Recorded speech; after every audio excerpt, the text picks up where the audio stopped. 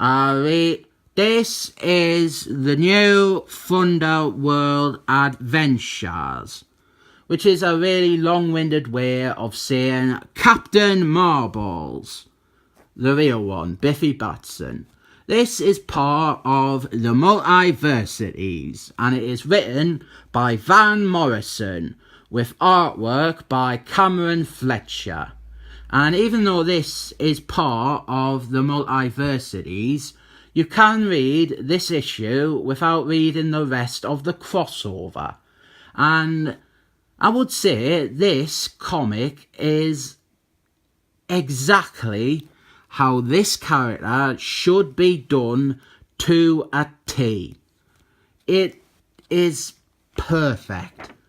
There have been loads of different takes on Captain Marbles, the real one, Biffy Batson, and often they only take specific bits or put emphasis on certain elements, and unfortunately we have been stuck with the lousy John Jeffries version for nearly a decade now.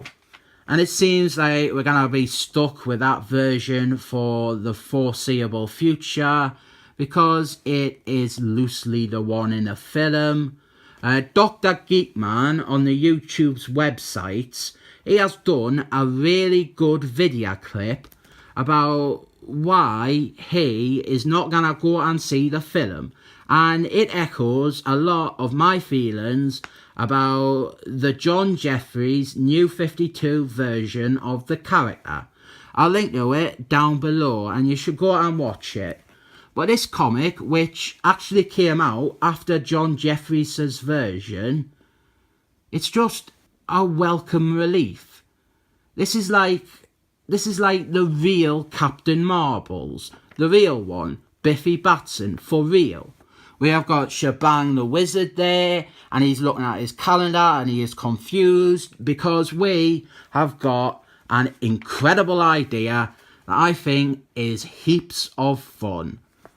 Dr. Nirvana, the villain, he has allied with a bunch of other versions of himself from across the multiverse, and together they have created an 8th day of the week called Nirvana Day. It's a kind of big comic book idea that I love, and I think it is perfect for a book starring this character, Captain Marbles, the real one, Biffy Batson. His original comics, they were quite cartoony, they were quite simple, they were very wholesome.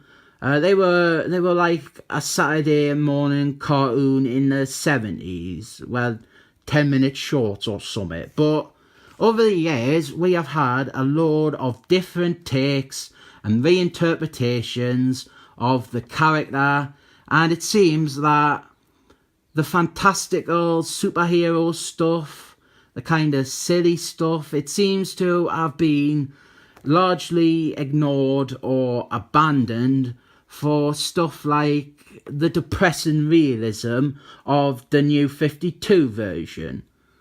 Or before that even, they completely misunderstood the wholesome aspect and they reinterpreted Captain Marbles, the real one, Biffy Batson, as like an indie webcomic strip for all ages, like a children's book. This comic though, this to me is exactly how you do a good book with Captain Marbles, the real one, Biffy Batson. Dr. Nirvana, his nephews and nieces, they have got powers of their own, similar to Biffy Batson's. And the girl, when she transforms into an adult, she is really hot, really sexy, really pretty. I fancy her a lot. She's really hot. And here is Biffy Batson, and he is a good boy. He isn't a rebel, he isn't a bully, he isn't a tearaway, he isn't looking for a fight. He is just a nice little boy that you can root for. And he gets a visit from Biffy Batson from the future, because it is a Van Morrison comic. So, of course, there's loads of eye concepts. But I think the stuff like that utterly works here. Captain Marbles, the real one, Biffy Batson, his book is the perfect place for these sorts of ideas. Ideas that in other books can appear to be maybe a bit too much or even a bit silly. I think it is just a perfect fit for this book. And the baddies, they're there, they're causing trouble, and Biffy, he's gonna fight them because he's a hero. And here is an interesting comparison. This image here, this kind of splash page, this is the image that Van Morrison and Cameron Fletcher have chosen to introduce Captain Marbles, the real one, Biffy Batson, to the reader. He looks good, doesn't he? He looks heroic, he looks strong, he looks like a real superhero. Look at this image and then put it next to that splash page in the recent first issue, the one by John Jeffries, the one where they introduced the character. They had a splash page with him looking effeminate and silly and mincing. This whole comic is just a perfect realisation of this character. It would be so much better if the creative team of this comic were the ones working on the ongoing, instead of John Jeffries. There's Dr. Nirvana and the other Dr. Nirvanas that he has unionised with. And this bit at the top, it's the only bit that's really part of Multiversities as a whole. He is reading an ad issue of it. This is the Justice Society of Superheroes one that I reviewed ages ago. So Dr. Nirvana, he needs to get with the times. He has kidnapped Shazam the Wizard. He did that at the start. And it's not just Biffy Batson. I think Van Morrison's take on Dr. Nirvana is great as well. A lot of people, they depict Dr. Nirvana as like a goofy hard man, like a cantankerous hard man. Or they'll have him be unnecessarily grim. He'll be like a creepy child killer. Van Morrison, though, has him as a legitimate threat, a legitimate villain, through his intelligence and scheming. And it's just right. This comic, it gets everything about this whole set of characters right. And even Shazam the Wizard, he is written well.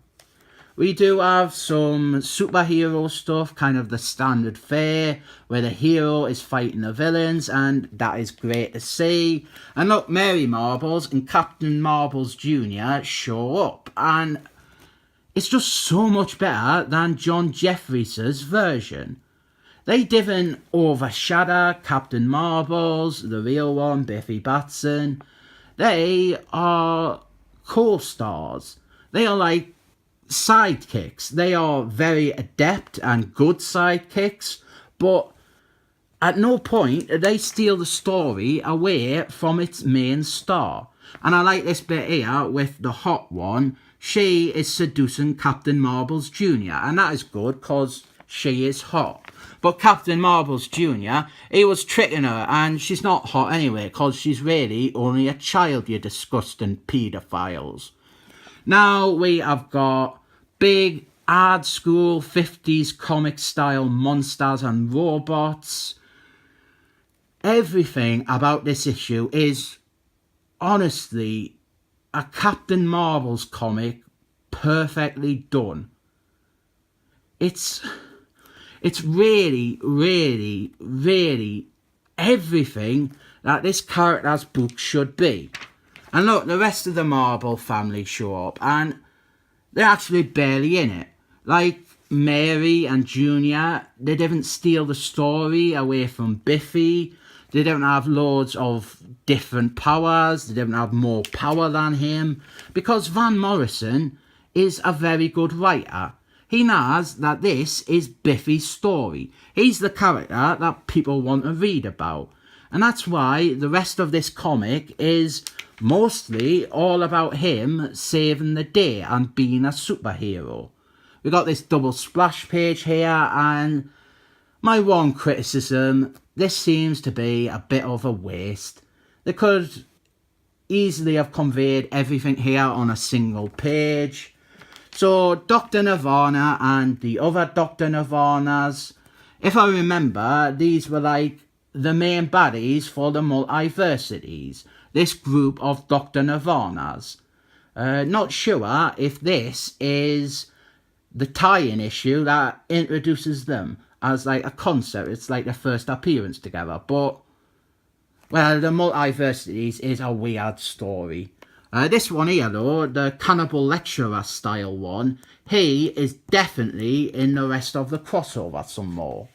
So Captain Marbles, the real one, Biffy Batson, he shows up and he confronts Nirvana. And Nirvana, he transforms into a Black Atom style form, and they start a fight because it is a superhero comic.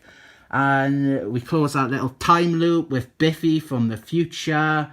And I won't ruin the end of this, and I've tried not to ruin the story all that much. There's a lot of ideas in this, some I've not mentioned, but in the end, the heroes win, as you would expect. And there's a nice shot there of Captain Marbles, the real one, Biffy Batson, and his sidekicks.